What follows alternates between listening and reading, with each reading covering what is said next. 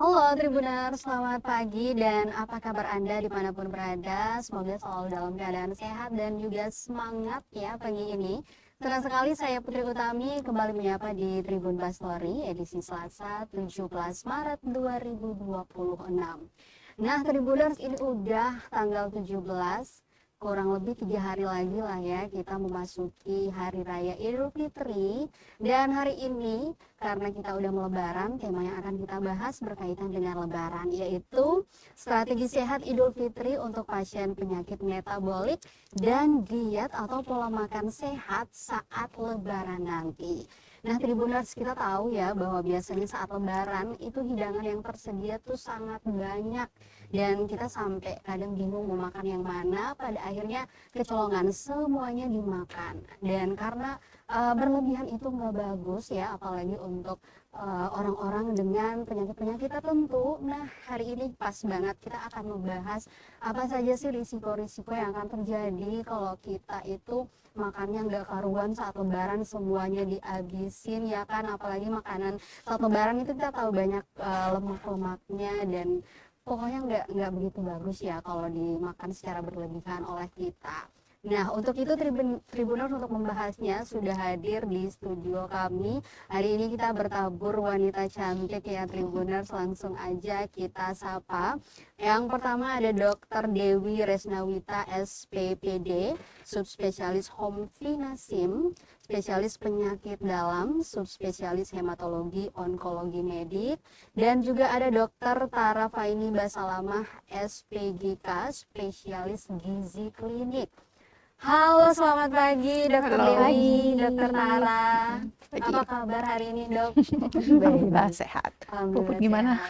Sehat, alhamdulillah. Puasanya lancar, Dok, hari ini? Alhamdulillah lancar ya. Alhamdulillah, udah bolong tapi pasti. Udah. Cewek. Oke, Dok, ini kita 3 hari lagi kurang lebih ya udah lebaran gitu. Mungkin ada yang tinggal 2 hari, ada yang 3 hari gitu.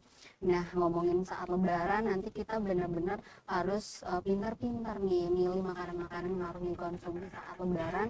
Makanya itu tema yang hari ini kita angkat tuh sangat strategis sekali. Namun sebelum kita membahas mengenai tema hari ini, mungkin kita mau kenalan-kenalan dulu, mau nanya-nanya dulu. Dr. Dewi udah nyapa Tribuners beberapa waktu lalu ya, Tribuners mungkin udah kenal, tapi ada yang mungkin udah agak-agak lupa, kita kenalan lagi sama Dr. Tara. Ini first time ke Bastory. Silakan mungkin kita kenalan dulu sama Dr. Tara ya, Dok ya.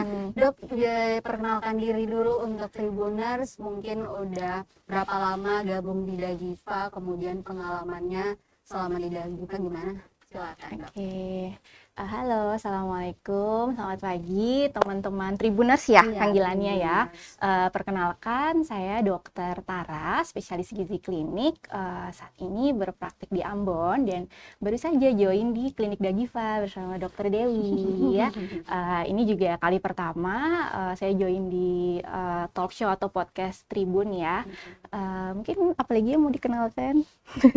Dokter udah berapa lama lulus sebagai dokter, kemudian ngambil spesialis gizi klinik, apa alasannya? Oke. Jadi mungkin sedikit cerita ya, boleh, Kak Putri. Jadi saya itu dulu tahun 2012 kuliah kedokteran tuh ya di Jogja, tepatnya di UGM. Terus selesai lulusnya pulang ke Ambon. Saya aslinya Ambon. Kemudian sempat kerja di beberapa rumah sakit di Ambon sekitar 2 tahun, dokter umum. Nah, sebenarnya pada saat jadi dokter umum di Ambon itu tuh saya lihat banyak banget tuh Kak Putri di rumah sakit, ternyata pasien-pasien tuh kok ternyata masalah gizinya tuh muncul sekali gitu ya. Tapi sayangnya ini kayaknya kurang tertangani atau terprioritaskan gitu sama dokter-dokter yang lain. Jadi misalnya ada anak kecil yang masuk rumah sakit karena diare, yang ditangani tuh diarenya aja, tapi ternyata di baliknya tuh gizinya mungkin sebenarnya udah mulai kurang, atau mungkin ada nenek-nenek yang masuk rumah sakit itu misalnya karena radang paru atau sakit yang lain. Terus tapi ternyata sudah setahun tuh makannya tuh jelek gitu ya, gizinya buruk atau udah kurus.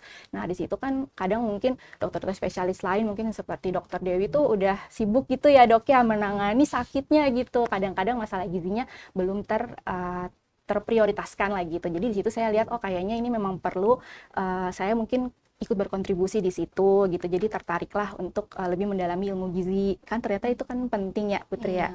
Jadi akhirnya saya berkesempatan sekolah tahun 2022 saya milihnya di UI waktu itu ya karena ngikut suami kebetulan sudah sekolah di sana juga. Jadinya udah sekolah gizi klinik 3,5 tahun dan sekarang pulang lagi ke Ambon gitu. Oke, Dokter Dewi beritahu ke Tribuners mungkin. Halo Tribuners, ya kita kan udah pernah kenalan juga ya sebelumnya Put. Ya saya ulang aja, saya Dokter Dewi, spesialis penyakit dalam, subspesialis hematologi onkologi medik. Intinya apa ya? Saya lahir di Ambon, kemudian sekolah di luar, kemudian ya kemarin selesai konsultan 2025 dan akhirnya kembali lagi ke Ambon.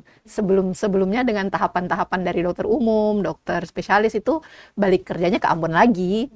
Cuman kan pendidikan itu belum ada ya waktu kita zaman-zaman saya dulu kan belum ada di Ambon, jadi kita ngambilnya di luar. Habis itu selesai ini konsultan ya balik lagi ke Ambon. Nah, seperti itu ya Tribuner. Dan Tribuner saya mau mengingatkan untuk kalian yang mungkin punya pertanyaan seputar tema yang mau dikasih tahu tips-tips diet, tips-tips sehat saat lebaran nanti bisa langsung aja ditulis di kolom komentar karena kami live di kanal YouTube dan juga Facebook fanpage Tribun Ambon dan juga ada live di akun Instagramnya Dagiva Medical Center ya. Jadi silakan dipilih aja mau di komen di mana. Yang penting pertanyaannya seputar tema nanti akan langsung dijawab oleh dua dokter cantik kita ya Tribuners. Oke baik, itu udah perkenalan singkat, udah kenal, udah sayang, udah bisa nih ngulik-ngulik pertanyaannya. Jadi silakan ya Tribuners. Nah, Dokter Tara dan juga Dokter Dewi, seperti yang tadi saya mention di awal bahwa saat Lebaran itu kan hidangan yang tersedia sangat banyak ya. Itu udah jadi biasanya menu wajib di rumah-rumah tuh udah entah ada opor ayam kah, ada gulai kah, ada rendang dan segala macam teman-temannya. Nah, itu kan kita jadinya makannya tuh nggak kekontrol. Nah sebenarnya makanan-makanan seperti itu tuh gimana sih cara kita supaya bisa makan tapi tetap jadinya tuh nggak berisiko tinggi terhadap kesehatan, apalagi yang punya penyakit-penyakit tertentu kayak metabolik gitu. Nah gimana tuh dok? Mungkin dokter atau saya dulu? Kayaknya kalau gizinya gimana? Saya izin mulai ya. Jadi itu benar banget ya Kak Putri ya. Jadi memang itu sudah menjadi lumrah lah kebiasaan kita gitu ya dari dulu bahwa kalau misalnya kita ada sebuah perayaan ya mau lebaran, mau Natal atau nikahan gitu ya kita pasti merayakan dengan makanan-makanan yang enak gitu. Nah dan biasanya di situ karena kita lagi perayaan dan lagi happy-happy tuh jadinya adalah kita menikmati semuanya tuh dengan ya itu tadi dengan sebanyak-banyaknya jadi tidak terkontrol gitu. Khususnya juga kalau untuk kita muslim yang habis puasa 1 bulan tuh 30 hari pasti kayak ada momen-momen balas dendam gitu ya kayak ini aku udah 30 hari nggak makan nih gitu nggak makan enak atau nggak makannya dibatas-batasin jadi ini saatnya lah aku makan banyak gitu. Nah sebenarnya nggak harus pada orang yang punya penyakit metabolik ya jadi nanti mungkin bisa dijelaskan lebih detail sama Dokter Dewi ya penyakit metabolik itu kan bisa diabetes, hipertensi ya atau darah tinggi atau yang punya sakit kolesterol tinggi, sakit jantung. Nah nggak harus yang pasien seperti itu, kita yang normal pun, kita yang sehat pun sebenarnya tidak sebaiknya untuk makan secara berlebih-lebihan tadi gitu. Nah memang di situ tadi pertanyaan kenapa gitu ya kita cenderung makan seperti itu dan apakah boleh ya sebenarnya tadi kenapanya karena memang di situ ada faktor psikososial juga ya keinginan kita untuk makan karena kita sedang perayaan. Kemudian ada apakah boleh sebenarnya boleh-boleh aja gitu ya, boleh-boleh aja yang sehat maupun yang sakit. Namun yang paling penting diperhatikan adalah porsinya ya, porsinya. Jadi mungkin kalau dirangkum tuh ada kita bisa nyebutnya 3J nih. Jadi ada jumlah, jenis sama jadwal ya. Kalau bisa jenisnya dipilih yang jangan yang berminyak semua. Jadi ya udah kalau ayamnya udah berminyak atau opor, kalau bisa nasinya sama sayurnya nggak berminyak gitu kan. Jadi dipadu-padankan. Dipadu-padankan karena yang baik sebaik-baiknya makanan kan yang seimbang. Kemudian jumlahnya juga ditakar gitu ya. Jangan karena ada 3 jenis ayam yang dimasak, tiga-tiganya kita cobain gitu, satu aja gitu ya. Sama yang terakhir jadwal. Ini jadwal nih paling jadi masalah nih biasanya kalau di momen Lebaran karena bertamu ke banyak rumah. Jadi kalau bertamu ke 10 rumah makannya bisa 10 kali gitu ya, nggak boleh ya. Jadi makannya tetap sesuai jadwal kita normal aja, makannya 3 kali gitu, pagi, siang, sama malam. Mungkin itu yang harus diperhatiin ya tadi ya, jumlah, jenis, sama jadwalnya. Jadi bukan nggak boleh sama sekali ya, Boleh, gitu. tapi Dibatesin tadi, gitu. Dan dipadu-padankan tadi nggak boleh semuanya dilahap ya. Nah dok, itu kan kita biasanya kalau makan itu rata-rata setelah sholat id ya kan. Pagi-pagi tuh harusnya sebaiknya tuh makan apa dulu nih sebelum berangkat sholat tuh biasanya yang paling bagus dan disarankan tuh kita makan atau minum apa dulu dok? Jadi mungkin yang paling disarankan adalah sebenarnya sebelum sholat id nggak wajib sih kita harus makan gitu ya. Mungkin setelah pulangnya lebih tepatnya kalau bisa kita sebelum mulai jalan silaturahmi keliling-keliling itu kita udah makan dulu sedikit ya, mungkin nasi sedikit atau makan buah. Jadi ketika kita keluar dari rumah itu kita tidak dalam kondisi yang sangat lapar gitu ya. Soalnya kalau kita keluar dari rumah itu kita dalam kondisi yang sangat lapar, kita punya kecenderungan untuk ketika melihat makanan itu jadi lapar mata gitu, jadi tidak terkontrol. Jadi memang baiknya udah ada yang dimakan, dan kalau bisa yang dimakan tuh dipilihlah yang agak sehat lah ya gitu. Karena kan nanti pas di luar rumah pasti makanannya lebih nggak terkontrol tuh ya gitu. Oke. Nah, kita ke dokter nih. Dok, ini kan pasien-pasien dengan penyakit metabolik ini tuh kan harus benar-benar dijaga juga ya makannya. Nah, tapi kita yang mungkin belum memeriksakan kesehatan nggak tahu nih apakah kita juga merupakan penderita metabolik apa enggak. Mungkin dokter bisa jelasin dulu apa sih itu penyakit metabolik gitu. Dapet. Jadi penyakit metabolik itu merupakan suatu kelompok penyakit akibat gangguan metabolisme tubuh. Biasanya gangguan tubuh dalam memproses energi, metabolisme gula, ya. Dan itu yang biasa kita kenal dengan sindrom metabolik, ya. Dia banyak manifestasinya, bisa maksudnya dalam bentuk gangguan gula. Ya, gangguan gula ini kan banyak ya, bukan hanya diabetes, ada prediabetes ya. Tapi itu tetap saja sudah dibilang gangguan gula. Kemudian ada lagi dislipidemi, mungkin di kita lebih sering dikenal dengan hiperkolesterol ya. Nah, dislipidemi ini kan poin-poinnya juga banyak tuh.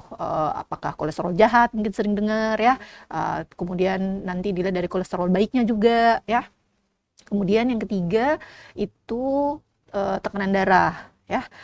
Ini karena biasanya ya kerusakan udah ada kerusakan pembuluh darah ya, biasanya karena memang kita yang aktif kan. Ketika orang gangguan pola makan itu kan nggak mungkin ya dia cuma pola makan aja, biasanya dengan aktivitasnya juga tuh. Jadi mereka berkontribusi lah ke situ ya. Jadi selain tadi gangguan gula, gangguan kolesterol, kemudian tekanan darah, metabolik yang lain tuh seperti obesitas ya, dengan penyakit jantung ya. Cuman kalau yang lebih apa ya, karena lebaran ya, mungkin orang lebih ini tuh diabetes, tekanan darah tinggi, hipertensi, dengan dislipidemi tadi, hiperkolesterol.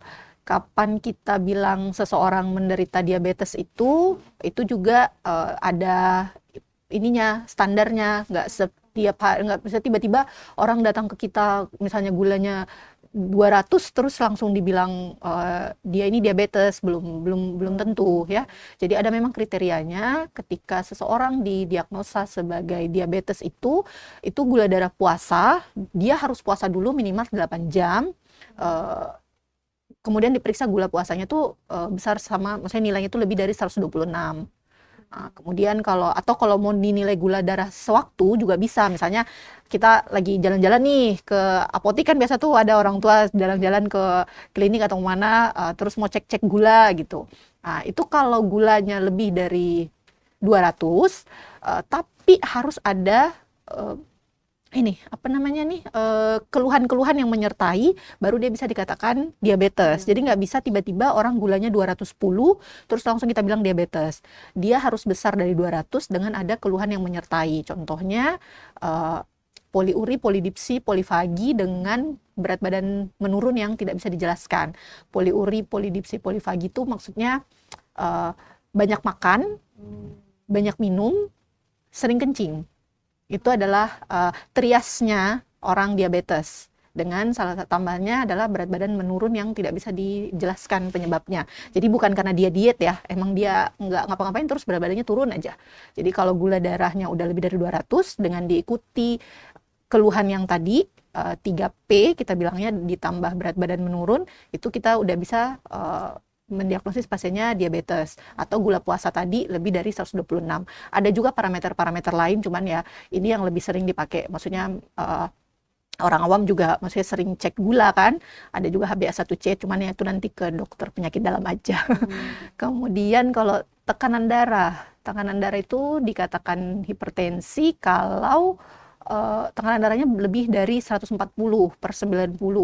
dengan pengukuran berulang. Ya, biasanya kita kasih beberapa kali pengukuran, memang stucknya segitu, kemudian bisa diulang lagi seminggu sampai 2 minggu ke depan. Kalau memang segitu, memang pasiennya tetap dikatakan hipertensi.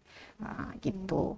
Gitu juga dengan tadi yang dislipidemi. Ya, dislipidemi itu kan hiperkolesterol. Ya, itu ketidakseimbangan sebenarnya. Jadi kita nggak bisa juga bilang ketika kolesterolnya tinggi, dia langsung namanya dislipidemi.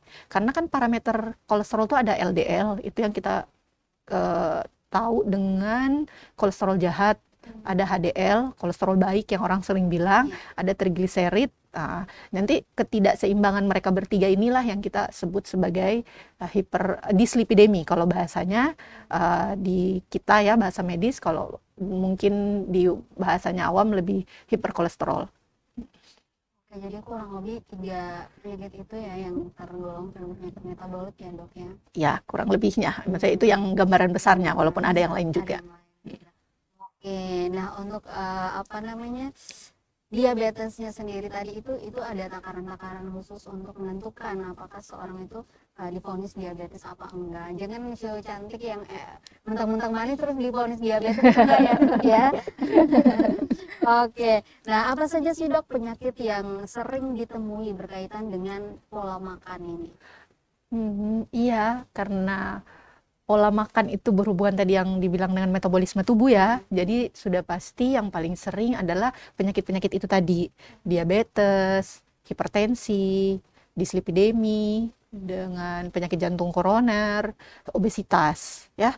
Itu penyakit yang paling sering dengan pola makan. Karena nggak mungkin orang pola makan sehat dia tidak olahraga, pasti itu tuh akan ngikut. Jadi ketika orang pola makannya tidak sehat, biasanya juga dia malas olahraga gitu. Karena kita kalau sudah olahraga tuh udah males juga makan yang nggak sehat gitu.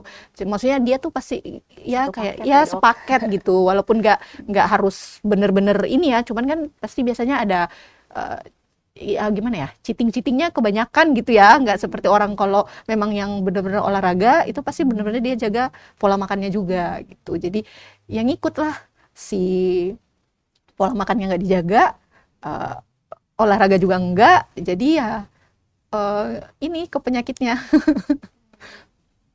Oke, nah sebenarnya seberapa besar sih dok pengaruh pola makan ini terhadap penyakit-penyakit metabolik tadi? Pengaruh pola makan ya. Kalau secara ini sendiri ya, penelitian sendiri ya, bahwa 70% penyakit-penyakit metabolik itu disebabkan oleh pola makan yang bermasalah.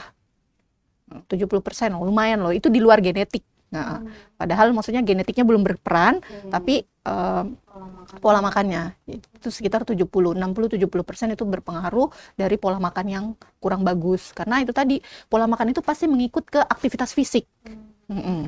Paling sering itu kayak gitu.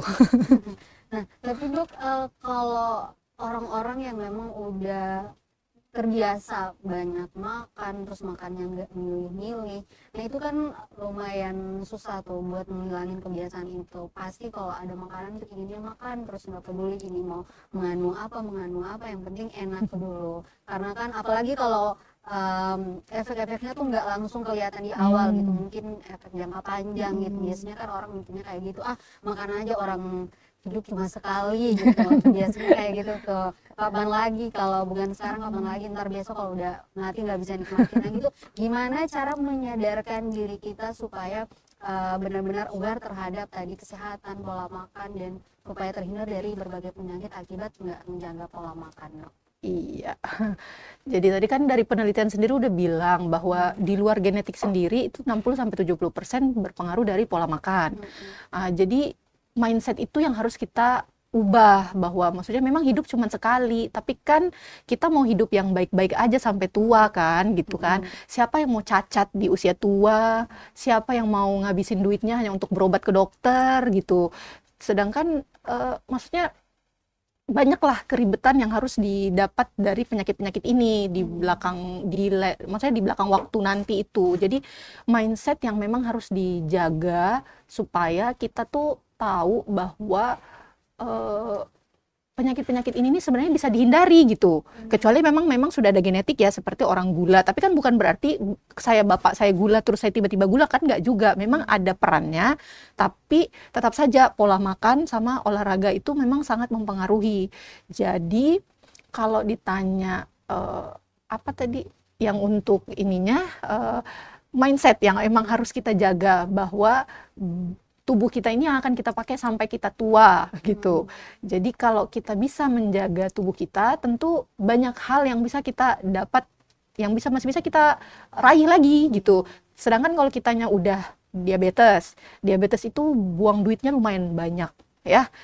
Walaupun diabetes itu di cover sama BPJS, diabetes, dislipidemi, kolesterol, hipertensi, itu semua di cover sama BPJS. Cuman kamunya kan harus ke rumah sakit. Ke rumah sakit itu harus antri. Antri itu kan membuang-buang waktu produktivitas kita kan. Nah, itu dari segi buang waktunya. Yang kedua, dari segi produktivitas kita ke diri sendiri.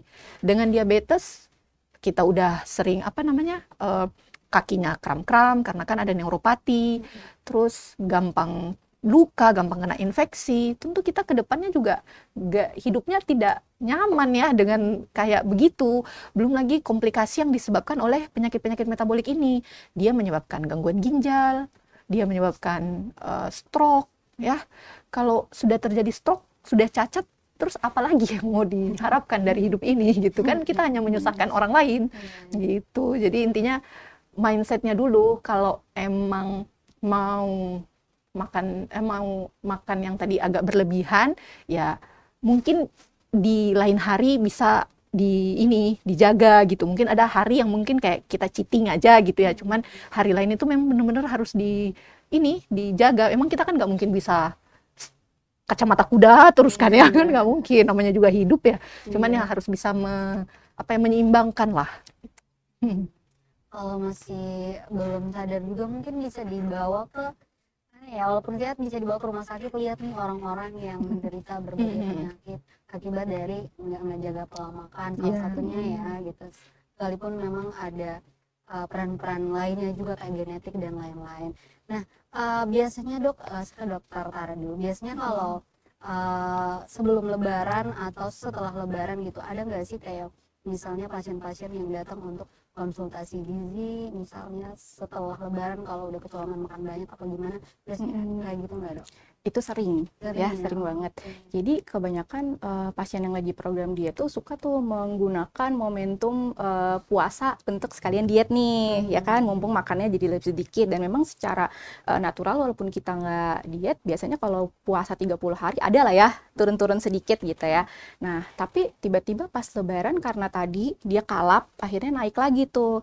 Dan memang penelitiannya bilang naik berat badannya tuh bisa paling nggak 1 kilo ya. Kalau misalnya kayak di Ambon kan kadang lebarannya tuh bisa beberapa hari ya, ada silaturahmi berhari-hari, kemudian ada halal bihalalnya gitu ya. Jadi mungkin tuh bisa lebih dari itu, mungkin bisa 2 kilo atau 3 kilo, dan ini tuh nggak balik lagi gitu setelah lebarannya udah selesai, dia udah makan biasa, ya berat badannya tetap udah plus 3 kilo itu atau plus 2 kilo. Nah, dan di situ biasanya orang-orang mulai menyesal dan akhirnya ya udah mau mulai diet lagi. Nah, tapi sebaiknya kan tidak seperti itu ya, karena ketika kita itu sudah sempat ada kenaikan berat badan dengan pola makan yang tidak baik itu, dan biasanya naik berat badan yang seperti itu adalah yang naik itu lemak, benar-benar lemak, sehingga pasti walaupun sedikit sudah mulai ada kerusakan di dalam tubuh kita ya, baik di sel kita mulai ada yang rusak, nanti hormon-hormonnya udah mulai ada yang gangguan, dan udah mulai jadi bibit-bibit penyakit-penyakit metabolik tadi gitu. Dan itu kalau dibiarkan, walaupun dipikir kadang kan cuma 3 hari, cuma 4 hari lebaran, itu sebaiknya memang tidak seperti itu. Nah, kalau berkali-kali kan lama-lama ya kerusakannya tertumpuk ya, nanti lama-lama bisa dia jatuh juga tuh di sakit diabetesnya itu ya, atau lebih parah lagi ya mungkin bisa sampai kerusakannya bisa lebih masif lagi ya, bisa semuanya dia sakit gitu ya, jadi kolesterolnya tinggi, darah tinggi, seperti itu. Nah, secara general sendiri apa sih dok kesalahan-kesalahan pola makan yang sering dokter temui pada pasien-pasien? Secara general ya, kesalahan pola makan. Nah, ini sedikit berbeda ya, sebenarnya tergantung dari mungkin kelompok usia tertentu gitu. Misalnya kalau di remaja-remaja yang usia-usia muda, itu kebanyakan cenderungnya pengen kurus banget, jadi makannya malah terlalu sedikit, jatuhnya kurang gizi ya, itu cukup banyak ya seperti itu. Dan kondisi yang kurang gizi ini, yang berat badannya kurang atau kita sebutnya kurus ya, nah ini kan juga nggak sehat ya, nggak sehat juga, dan itu dia juga bisa jatuh ke dalam penyakit-penyakit juga tuh, banyak penyakit yang bisa nanti diderita di kemudian hari.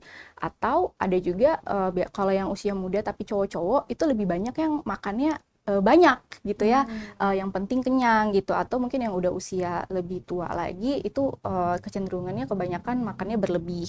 Nah, untuk pola makan spesifik apa, sebenarnya kalau orang Indonesia tuh semuanya salah sih sebagian besar ya. Jadi udah makan pertama karbonya itu banyak, makan nasi banyak, kayak orang Indonesia itu kan kalau nggak makan nasi nggak makan ya gitu. Walaupun sebenarnya udah pakai mie, ada kentang, padahal itu kan sama-sama sumber karbohidrat, harusnya itu bisa saling menggantikan, tapi nggak bisa, pokoknya harus ada nasi gitu. Jadi karbonya kebanyakan, kemudian proteinnya itu seringnya kurang ya, jadi mungkin makan telur cuma separuh atau ayam cuma setengah.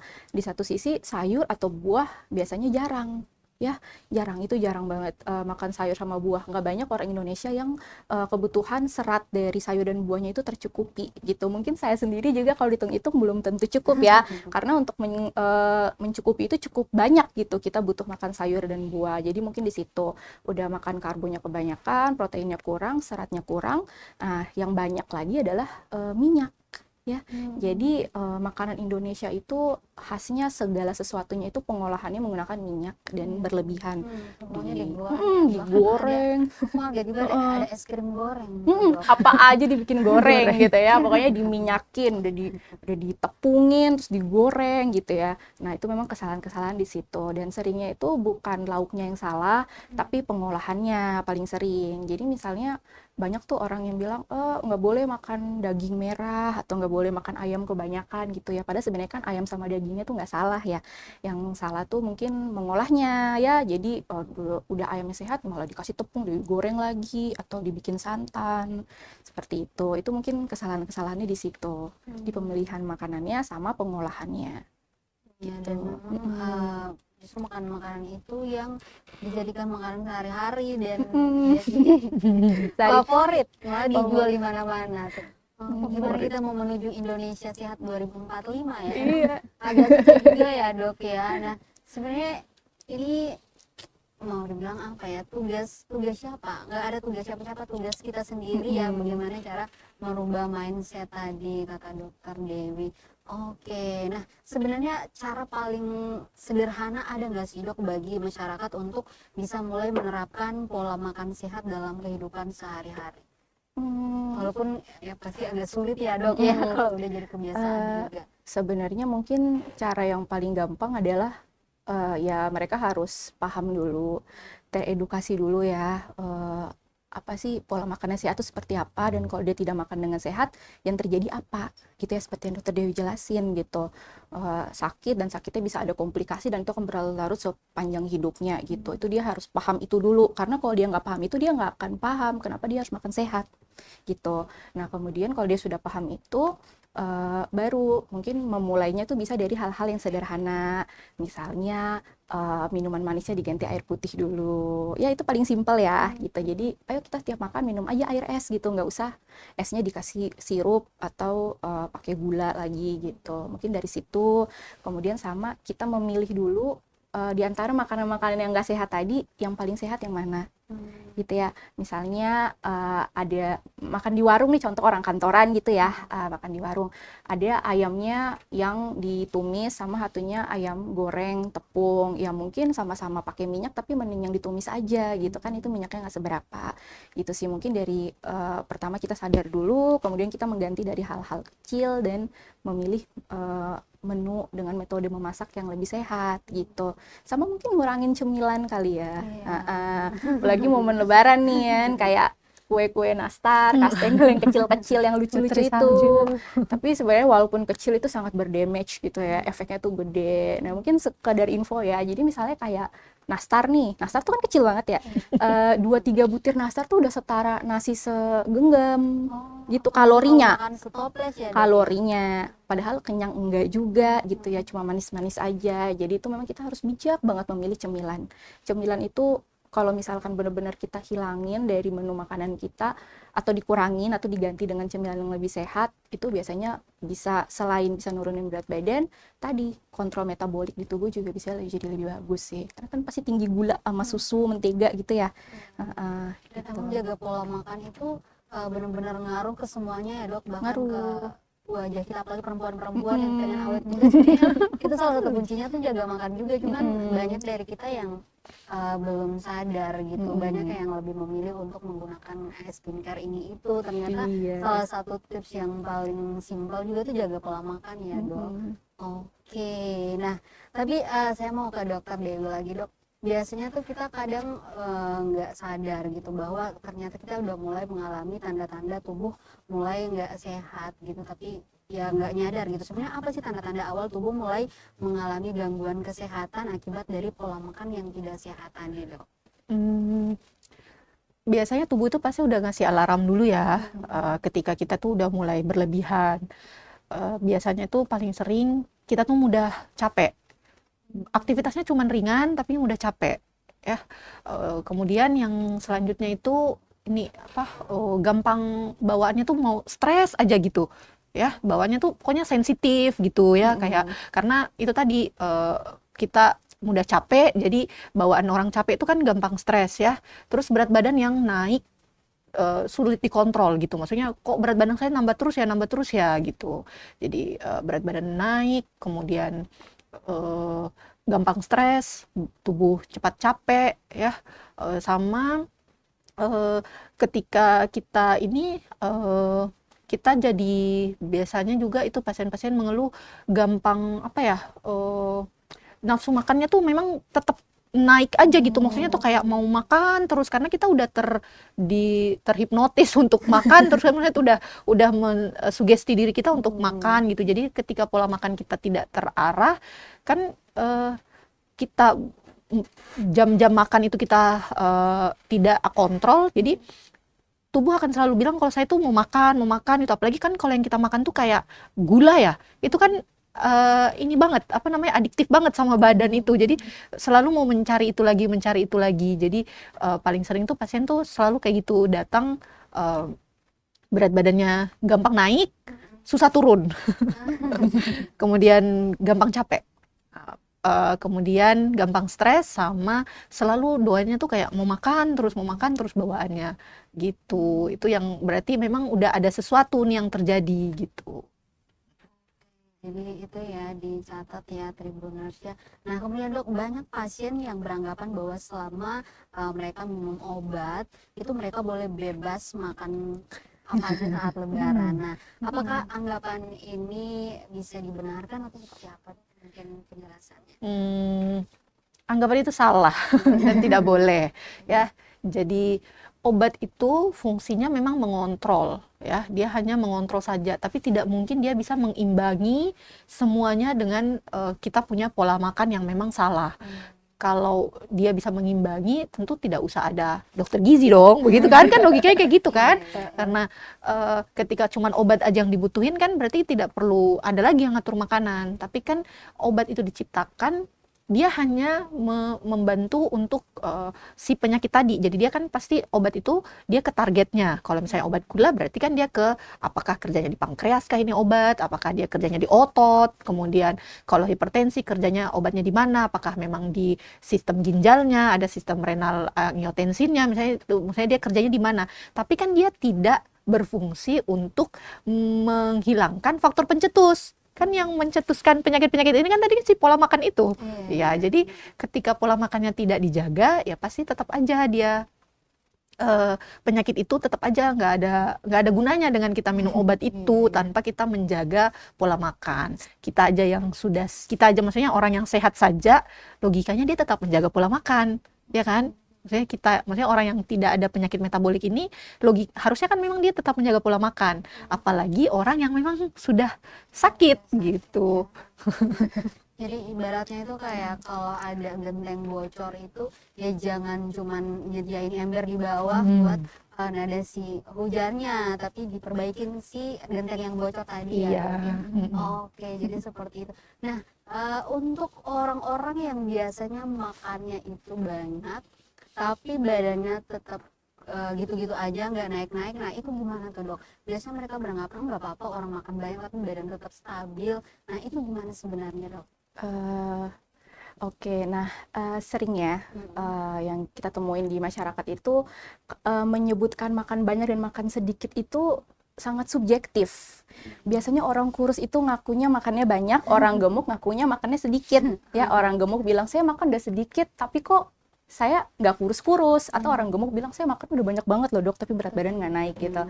Karena makan itu subjektif, jadi satu porsinya saya sama satu porsinya Kak Putri sama Dokter Dewi beda nasinya gitu ya. Nah di situ jadi memang biasanya kalau konsultasi dengan dokter gizi itu kita gali banget tuh yang dia maksud banyak itu berapa banyak sih gitu. Apakah yang dia maksud banyak itu sudah mencukupi kebutuhan kalori. Jadi setiap orang itu dengan usia tertentu, aktivitas fisik tertentu, dia punya kebutuhan kalori yang beda-beda gitu kan. Nah, mungkin orang itu kebutuhan kalorinya tinggi ya, misalnya dia aktif gitu ya, atau mungkin di kelompok tertentu kayak ibu yang menyusui, ibu hamil ya. Biasanya yang anak-anak muda yang aktif tuh lebih tinggi gitu kebutuhan kalorinya. Jadi mereka makan banyak ya segitu-gitu aja badannya gitu. Nah, tapi juga itu tidak membenarkan bahwa ketika makan banyak nggak gemuk, terus aku boleh makan apapun gitu ya. Karena indikator sehat itu kan bukan cuma berat badan. Ya, ketika dia makan biasanya nggak sehat, emang udah banyak lemak-lemaknya ya bisa aja kolesterolnya nanti tinggi pas cek lab. Walaupun dia nggak gemuk ya, ya kan ya dokter Dewi ya. Jadi nggak mesti dia tuh badannya gemuk dulu gitu ya. Jadi kerusakan di dalam tubuh kita itu bisa saja terjadi tanpa berat badan itu naik gitu. Nah, itu menjawab nggak? Oke, menjawab. Dan untuk tadi ya kalau dia merasa badannya tetap stabil tapi ternyata itu kelihatan dari luarnya aja, dari dalam tuh belum tentu sehat. Jadi makanya harus sering-sering medical check up nggak sih dok? Iya. Dan bisa tuh untuk kalian yang mau medical check up bisa langsung ke Dagipa sama dokter Tara, atau juga yang mau konsultasi dengan dokter Dewi untuk apa namanya memeriksa yang bagian dalam-dalamnya itu ya, dia spesialis dalam penyakit dalam ini sama dokter Dewi. Oh iya, Kak Putri aku tambahin sedikit tadi ya mengenai berat badan. Jadi kadang ada yang ngerasa berat badan nggak naik gitu ya, misalnya makannya udah banyak tapi makannya masih yang sembarangan gitu. Itu kadang-kadang sebenarnya yang terjadi adalah Misalnya dia makan proteinnya kurang, tapi makan berlemaknya masih banyak. Itu berat badannya nggak naik, tapi lemaknya itu bertambah di tubuh, ototnya yang berkurang. Itu bisa terjadi seperti itu. Jadi yang muncul adalah tadi gejala-gejala yang disebutin Dokter Dewi itu. Jadi dia performa fisiknya itu kurang bagus gitu ya. Jadi misalnya dia gampang lemas, kayak sulit konsentrasi gitu. Karena tadi dia itu protein tubuhnya kurang, ototnya kecil, tapi misalnya agak buncit gitu ya. Jadi lemaknya tuh banyak, cuma ototnya kurang. Walaupun naik timbangan, timbangannya nggak berubah. Jadi tubuh itu kita nggak bisa sekedar melihat cuma dari luar atau lihat dari timbangan aja. Memang benar-benar harus kita lihat juga tuh komposisinya itu seperti apa gitu. Biasanya lemak tuh tersimpan di mana aja tuh dok? Karena kan ada yang badannya kurus tapi misalnya pipinya tebem gitu. Apakah lemaknya kesimpan di pipi? Gitu. Oke, secara normal di seluruh tubuh manusia itu bisa ada lemaknya. Ya hampir seluruh tubuh manusia itu ada di bawah kulit itu ada lemak. Nah kalau lemak-lemak yang di bawah kulit itu sebenarnya biasanya kita memang perlu ya untuk ada fungsi-fungsi lah, misalnya supaya kita nggak gampang dingin dan lain-lain gitu. Nah yang nggak sehat itu adalah ketika kita makan itu berlebihan. Lemak itu kalau di kulit, di tangan gitu misalnya ada batasnya tuh, di pipi juga, pipi kan nggak bisa besar banget juga ya, dia ada batasnya. Yang nggak ada batasnya itu perut ya. Perut itu dia nggak ada batasnya, dia bisa sebanyak-banyaknya disimpan di situ. Dan yang jelek lagi di dalam perut kita itu kan ada organ-organ penting tuh, ada hati, ada usus, ada jantung ya di dada sini. Nah itu nanti lama-lama lemaknya ngumpul-ngumpul di situ, dia bisa merusak fungsi si organ-organ itu. Jadi nanti lama-lama livernya jadi bermasalah gitu ya.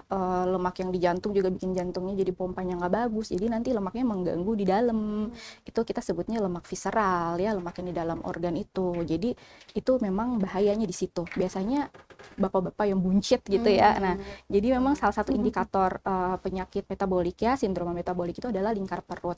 Ya, jadi kalau perempuan itu maksimal 80 cm, laki-laki 90 cm.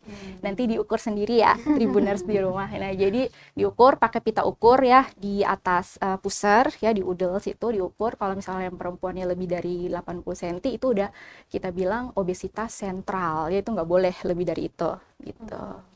Oke, dan ini bisa dibilang pertanyaan titipan, mumpung ada dokternya. Nah, biasanya itu utamanya perempuan-perempuan ya, yang merasa badannya terlalu kurus, terus makannya udah diusahain sebanyak mungkin tapi tetap nggak naik-naik. Karena sering dibilang kurus, makanya mereka tuh ada yang memilih untuk mengonsumsi obat, dan itu tanpa resep dokter, biasanya dibeli ya entah di online atau dimanapun, yang menjanjikan untuk menambah berat badan. Tetapi yang biasanya kita lihat itu yang paling naik itu adalah pipinya biasanya. Itu tuh gimana tuh dok? Apakah itu dibenarkan atau seperti apa? Ya nggak benar ya Dokter Dewi ya. Iya. Sebenarnya obat-obat, saya tidak bisa berkomentar ya masalah obatnya, karena kan saya juga nggak tahu nih obat yang dikonsumsi apa. Tapi sebaiknya ketika memang kalian merasa makannya sudah cukup banyak dan berat badan tidak naik, itu memang baiknya periksa ke dokter. Karena bisa jadi kita harus cari dulu nih, dia punya masalah kesehatan yang bikin berat badannya nggak naik. Sesimpel dia punya infeksi, misalnya infeksi paru, atau misalnya infeksi di saluran kemih, kalau cewek-cewek itu sering ya. Nah mungkin dia punya penyakit tertentu yang bikin dia walaupun sudah makan, makanannya itu tetap nggak cukup gitu, karena dia punya penyakit. Nah itu memang harus kita cari tahu dulu alasan kenapa tidak naik berat badan. Kalau udah diperiksa semua nih sama dokter Dewi, oh dia nggak ada penyakit apa-apa nih, dia nggak ada infeksi, nggak ada apa, labnya bagus, ya udah berarti mungkin makannya harus kita atur lagi, kita perbanyak, mungkin kita tambahkan susu dan lain-lain sebagainya gitu. Jadi memang ada banyak cara menaikkan berat badan, tapi harus cari tahu dulu penyebabnya apa. Benar-benar apa yang bikin berat badannya nggak naik. Kalau itu kita udah tahu, nanti lebih gampang gitu. Jangan termakan obat-obat yang tadi ya, obat-obat yang buat naikin maupun nurunin berat badan yang bukan dari dokter. Jadi segala sesuatu itu harus kita konsultasikan dengan ahlinya ya, jangan asal dengar omongan teman, jangan cuma kemakan iklan ya, jadi asal-asal menggunakan atau membeli tadi obat-obatan yang sebenarnya kita nggak tahu apakah bagus atau enggak untuk kesehatan. Nah, oke, kira-kira nih dok, dari semua list, kita balik lagi ya ke tema, semua list makanan lebaran seperti santan-santanan, kemudian gorengan, makanan manis, mana yang paling perlu dihindari? Ini sering banget nih ditanyain nih. Jadi yang mana yang dihindari? Sebenarnya nggak seperti itu juga konsepnya ya. Kita tidak perlu menghindari spesifik satu jenis makanan. Tadi yang penting itu adalah tertakar jumlahnya. Tapi kalau misalkan apa sih yang paling gampang untuk dihindari? Mungkin sebenarnya minuman manis ya. Jadi sebisa mungkin nanti pas lebaran keliling-keliling ke rumah, ke teman-teman, keluarga gitu, ya udah minumnya air putih aja ya. Kalau emang udah pengen banget nyicipin kue-kue enak itu, ya udah minumnya jangan manis lagi. Mungkin itu yang bisa kita kurangin pertama, dan mungkin yang kedua di si cemilan-cemilan tadi. Kalau misalkan di mejanya ada 10 jenis cookies, kita nggak harus coba semuanya gitu ya. Mungkin 2 aja gitu. Kan soalnya nanti banyak rumah kan yang dikunjungin gitu. Jadi mungkin di situ. Kalau spesifik apa yang harus dihilangkan sih nggak ada sih. Semuanya Tertakar. dikurangi, tertakar tadi. Walaupun memang lumayan sulit ya, karena udah jadi kebiasaan di setiap rumah yang kita datangi itu pasti selalu disediain entah sirup-sirupan atau minuman-minuman kaleng yang manis-manis tuh Iya. pasti ada. Nah, tinggal bagaimana kitanya yang mengontrol diri kita sendiri ya. Oke, nah kembali lagi ke Dokter Dewi. Dok, apa sih risiko yang terjadi pada pasien dengan penyakit metabolik saat lebaran, dan biasanya setelah lebaran tuh ada nggak pasien-pasien yang sering datang dan berkeluh kesah akibat Banyak ya, Dok. perbuatan mereka saat lebaran gitu? Pengakuan dosa sih tiba-tiba pasti itu Dok. Iya, jadi gini, kalau risiko yang terjadi biasanya kalau pasien-pasien dengan penyakit metabolik, karena kan mereka ya pola makan ya. Jadi tadi kita sudah tahu penyakit metabolik ini ada banyak pembagiannya. Yang paling banyak orang tahu-tahu itu berarti kan diabetes, hiperkolesterol, sama tekanan darah tinggi. Untuk pasien-pasien ini, mereka itu berisiko adalah ketika makannya tidak dijaga pada saat lebaran, itu tentu pasti akan terjadi lonjakan gula darah, tekanan darahnya naik, kemudian kolesterolnya juga meningkat. Akhirnya keluhan-keluhan yang dari dasar ini tadi ini akan terjadi. Ya, keluhannya mungkin pusing, kok jadi pegel-pegel ya belakang sini, tegang-tegang ya gitu-gitu, tangan kaki udah kram-kram gitu. Jadi karena pada dasarnya penyakit ini adalah penyakit metabolik, berarti kan udah ada metabolisme tubuh yang terganggu. Dan metabolisme tubuh terganggu ini, dengan kita minum obat yang kita minum selama ini, bukan berarti itu akan menyembuhkan. Karena ada namanya tuh, penyakit-penyakit ini adalah penyakit sekali merdeka tetap merdeka. Ya, itu yang harus kita pahami, bahwa label orang diabetes, label orang hipertensi itu adalah sekali merdeka tetap merdeka. Sekali Anda terdiagnosis diabetes, seumur hidup kita akan dikatakan pasien diabetes. Nanti hanya ada namanya terkontrol, gulanya lagi terkontrol nih gitu, bukan pada saat gulanya normal, oh saya sudah sembuh dari gula, obat gula saya stop. Itu salah besar ya. Sama juga dengan hipertensi. Kalau pada saat pasien sudah terdiagnosis hipertensi, kemudian dia minum obat hipertensi, itu juga labelnya adalah sekali merdeka tetap merdeka. Dia harus minum obat tekanan darah dalam jangka waktu panjang, bahkan bisa seumur hidup. Nanti dosisnya diturun-turunkan. Mungkin pada saat awal dosis tinggi ya, kemudian nanti tensinya sudah membaik dengan dosis kecil yang bisa mempertahankan tekanan darahnya tetap stabil.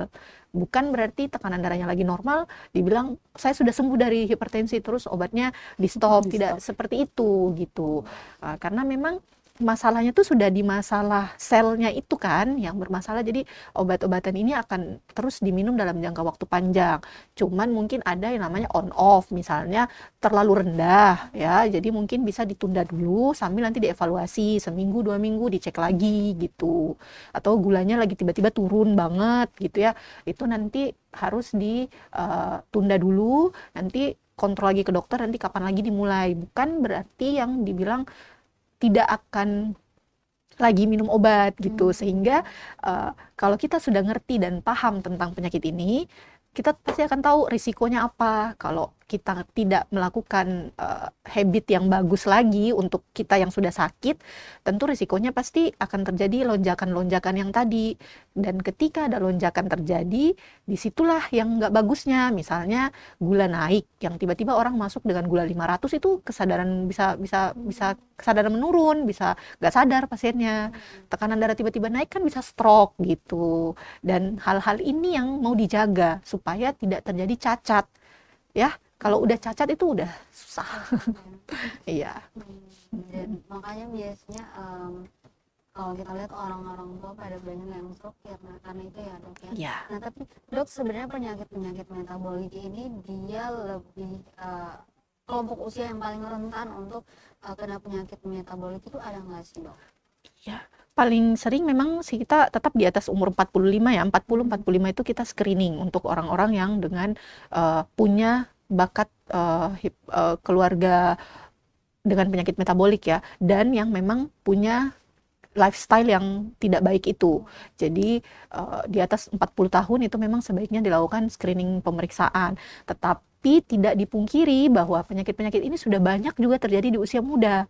Ya karena lifestyle tadi, terpaparan yang sudah lebih cepat dibandingkan orang-orang zaman dulu. Orang sekarang kan umur SD juga udah makan fast food, junk food udah dimakan gitu. Kita maksudnya orang ibu kita dulu atau bapak kita dulu mungkin makannya cuman tahu tempe gitu kan. Jadi perkembangan zaman itu yang merubah perubahan pola usia juga. Jadi tetap memang diambil minimal 40 tahunan, tapi ketika di umur-umur muda kita sudah tahu lifestyle kita memang buruk dan ada keluhan-keluhan yang tadi, misalnya berat badannya gampang naik, kok susah, gampang capek, gampang stres, kemudian memang dia tahu sadar memang lifestyle-nya jelek, ya sebaiknya memang dia periksa aja gitu.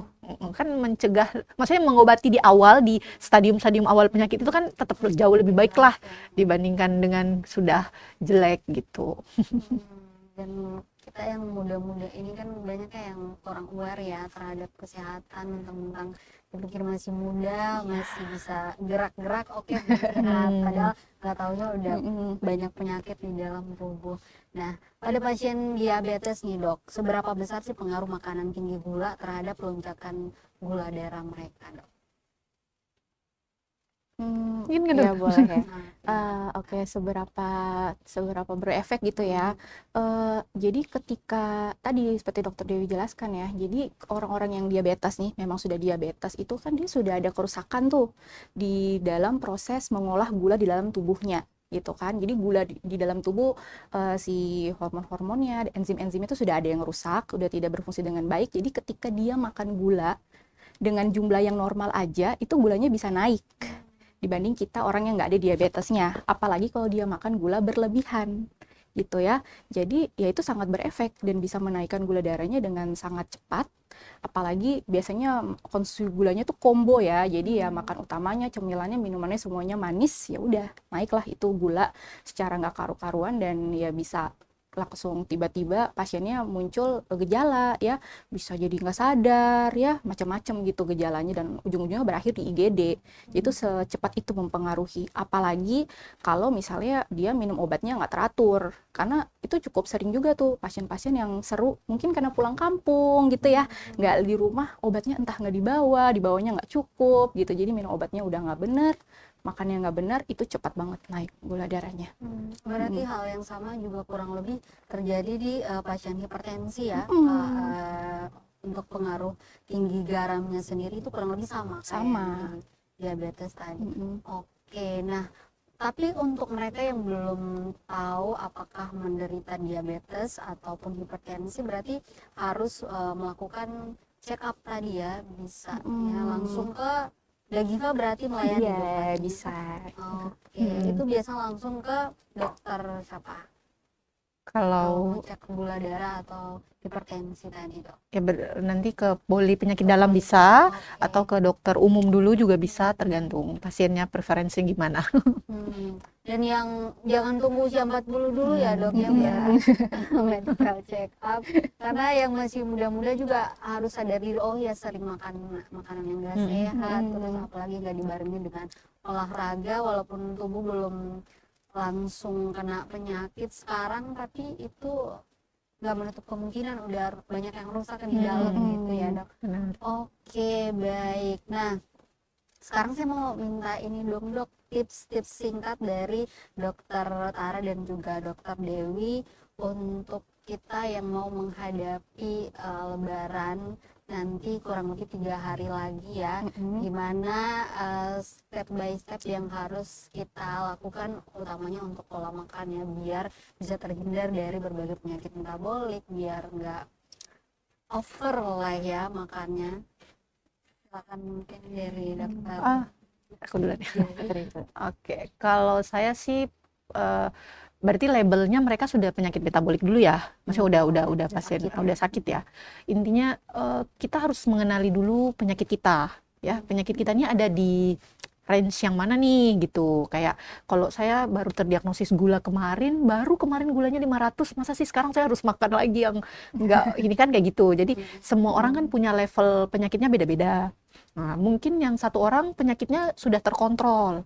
Jadi dia mungkin bisa makan sedikit lebih lebih nakal dibandingkan yang gulanya memang belum terkontrol gitu. Jadi pertama kenali dulu kita ini di level mana sih gitu ya. Nah, kita kenali itu supaya kita tahu apa strateginya gitu ya. Nah, jadi selain tadi kita harus minum obat juga untuk tetap menjaga si penyakit kita, kemudian selanjutnya juga tetap beraktivitas ya, aktivitas yang apa ya, maksudnya nggak bisa rebahan gitu ya. Jadi aktivitasnya dan dibarengi dengan olahraga. Seperti yang saya bilang, aktivitas itu berbeda dengan olahraga ya. Jangan kita melabeli, saya udah cuci piring, saya sudah masak, sudah nyuci, itu sama dengan olahraga. Itu beda. Itu beda ya. Nah, jadi selain aktivitas, kita juga harus tetap olahraga. Kemudian mungkin perbanyak minum air putih, perbanyak serat ya.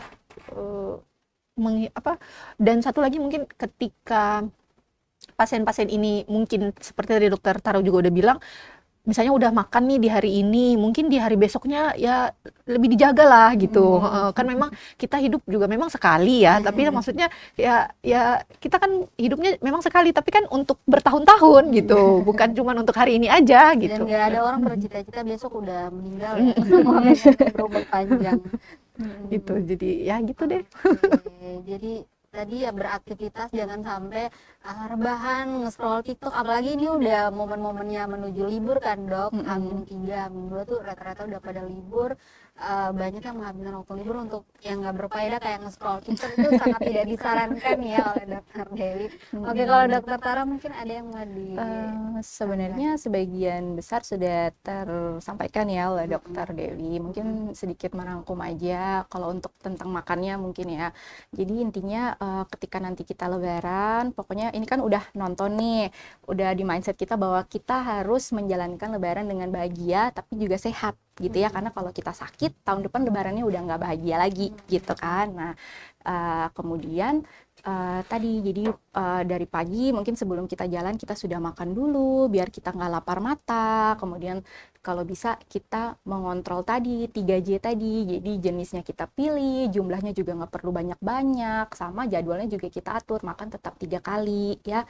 Dan di setiap rumah yang kita datangin itu nggak mesti kita makan di semua rumah gitu. Sama mungkin yang bisa kita kontrol-kontrol ya, cemilan-cemilan kecil sama minuman manis kalau bisa dikurangin supaya terutama teman-teman yang sudah sakit ini tidak kemudian menjadi kambuh gitu, tidak memburuk lagi, gula darahnya nggak jadi naik ya, atau tekanan darahnya naik. Tapi sebenarnya ini nggak cuma untuk yang sakit ya, yang sehat juga, karena kan yang sehat juga kalau dibiarkan seperti ini ya bisa kemudian menjadi sakit ya gitu. Sama mungkin ya tadi yang sehat bonus jadi habis lebaran malah gendutan gitu, nanti bajunya malah jadi nggak muat gitu kan, itu kan repot lagi gitu.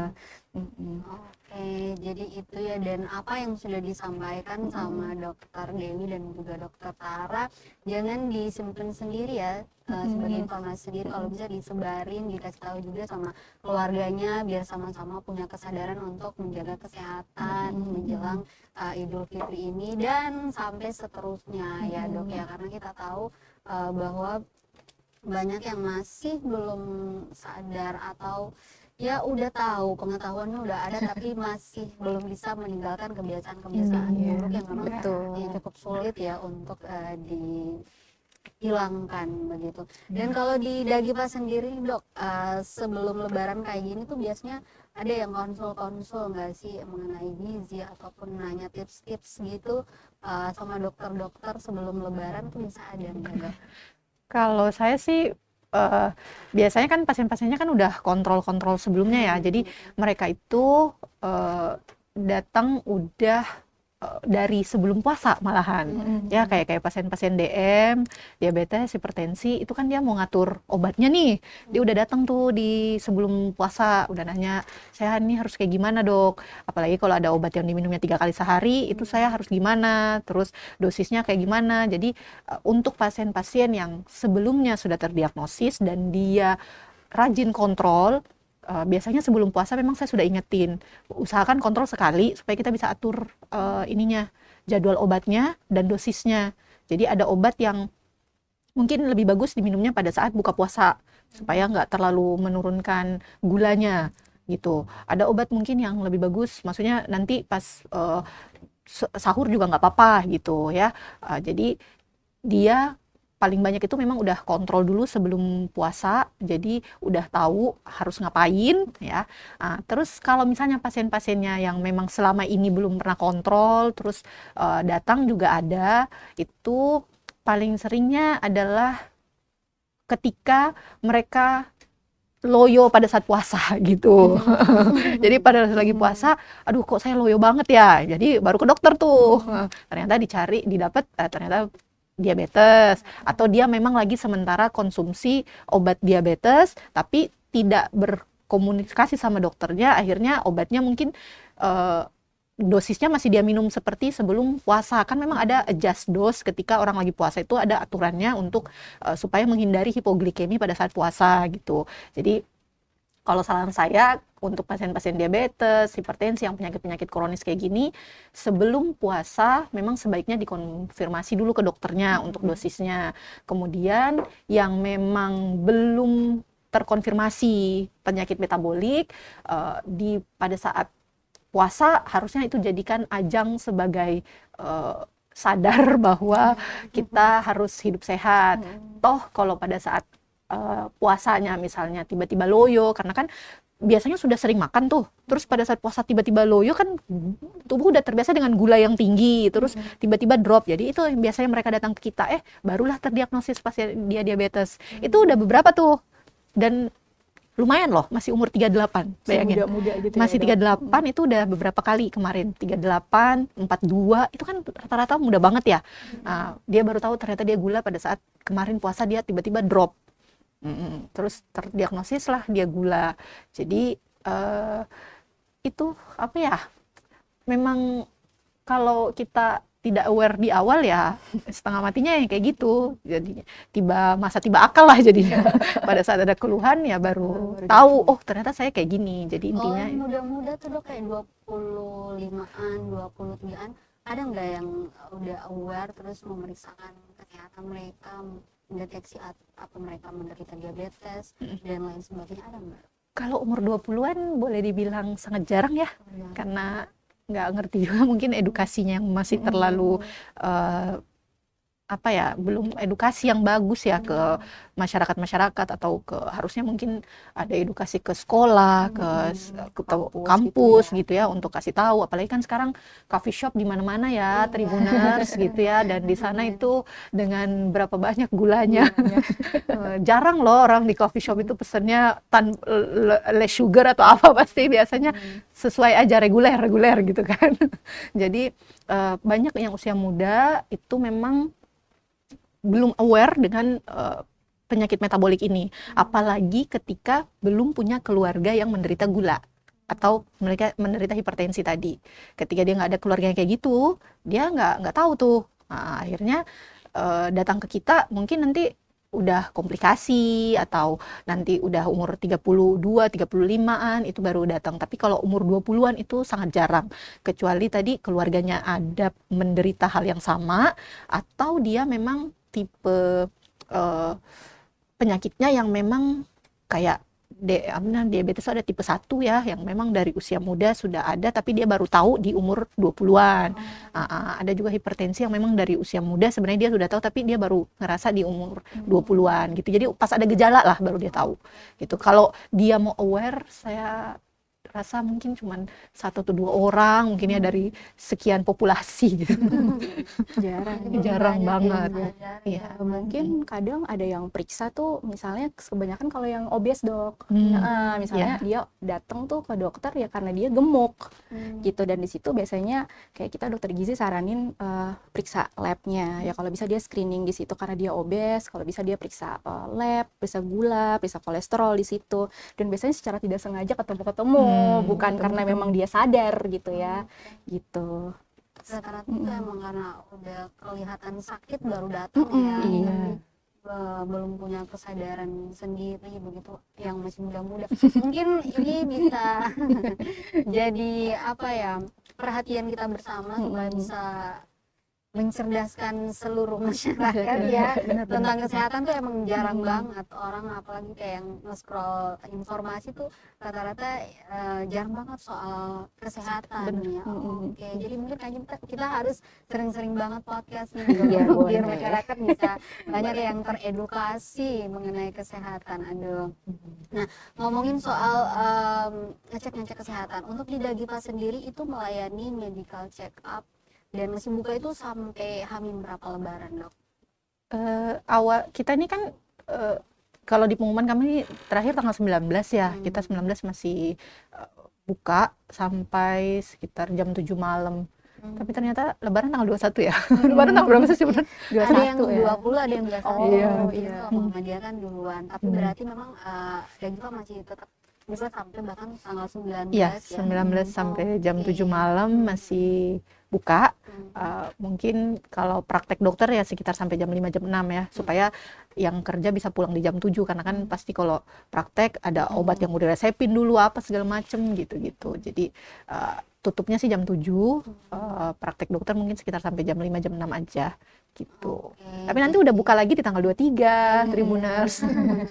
Jadi untuk kalian Tribuners yang mau memeriksakan kesehatan ya, yang mau cek apa penyakit dalam dan segala macamnya, bisa langsung ke Dagipa Medical Center yang ada di Waihaung ya, Jalan Sultan Babulak, Kecamatan Busaniwe, Kota Ambon. Nah, bisa konsultasi gizi sama Dokter Tara, bisa langsung ketemu sama Dokter Dewi juga, konsul masalah kesehatan penyakit dalam apa segala macam ya, cek lab, medical check up, bisa langsung ke sana. Ada juga dokter-dokter lainnya ya dok, ada dokter apa aja dok?